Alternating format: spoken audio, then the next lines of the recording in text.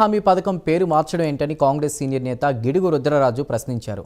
అనంతపురం జిల్లా 2006 ఫిబ్రవరిలో పథకాన్ని ప్రారంభించామన్నారు. 10 ఏళ్ల సంబరాలను కూడా అక్కడ చేశామని, ఈ పథకం ద్వారా పేదలకు ఉపాధి కలుగుతోందన్నారు. ఉపాధి పథకాన్ని ఎన్డీఏ ప్రభుత్వం నిర్వీర్యం చేస్తోందని మండిపడ్డారు.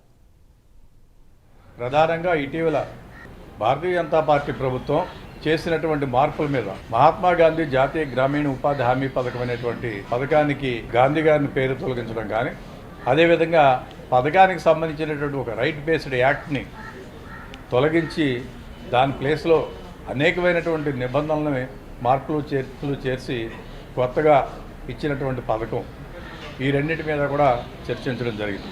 యూపీఏ ప్రభుత్వం అధికారంలోకి వచ్చిన వెంటనే ఒక పావర్టీ ఎలివేషన్ ప్రోగ్రామ్గా మహాత్మా గాంధీ జాతీయ గ్రామీణ ఉపాధి హామీ పథకం అనే దాన్ని ఫిబ్రవరి 2, 2006లో చట్టం చేయడం జరిగింది. దాన్ని కూడా ఆనాడు ఆంధ్రప్రదేశ్లో రాజశేఖర రెడ్డి గారు ముఖ్యమంత్రిగా ప్రప్రథమంగా బండ్లపల్లి అనేటువంటి గ్రామంలో లాంచ్ చేయడం జరిగింది. 10 సంవత్సరాల తర్వాత పెద్దలు మన్మోహన్ సింగ్ గారు, రాహుల్ గాంధీ గారు మళ్ళీ అదే గ్రామానికి రావడం జరిగింది.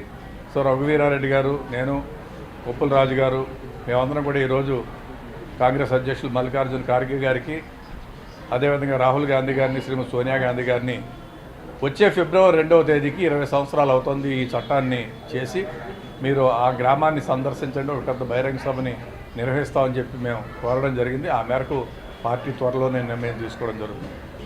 బలహీన వర్గాలకు చెందినటువంటి వారి మీద ఒక పథకం ప్రకారం దాడులు చేస్తోంది. దాంట్లో భాగంగానే ఈ జాతీయ గ్రామీణ ఉపాధి హామీ పథకాన్ని డైల్యూట్ చేయాలని, ఎందుకంటే ఎప్పుడైతే ఈ పావర్టీ ఎలివేషన్ ప్రోగ్రామ్గా ఆనాడు కాంగ్రెస్ పార్టీ 100 రోజులు పనిదినాలతో ఇచ్చిందో, అనేక ప్రాంతాల్లో పేదవాళ్ళందరూ కూడా అన్సీజన్లో పట్టెడు అన్నం దొరికినటువంటి పరిస్థితి.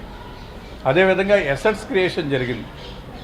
వేల కిలోమీటర్ల రోడ్ల నిర్మాణం ఈ దేశంలో జాతీయ గ్రామీణ ఉపాధి హామీ పథకం జరిగింది. వందలాది లక్షలాది వేలాది ట్యాంకుల్ని ఆనాడు మనం నిర్మించుకోవడం జరిగింది. సో గ్రామీణ భారతాన్ని నిర్మించినటువంటి ఈ చట్టాన్ని ఏదో విధంగా తొంగలో తొక్కాలనేటువంటి ఆలోచన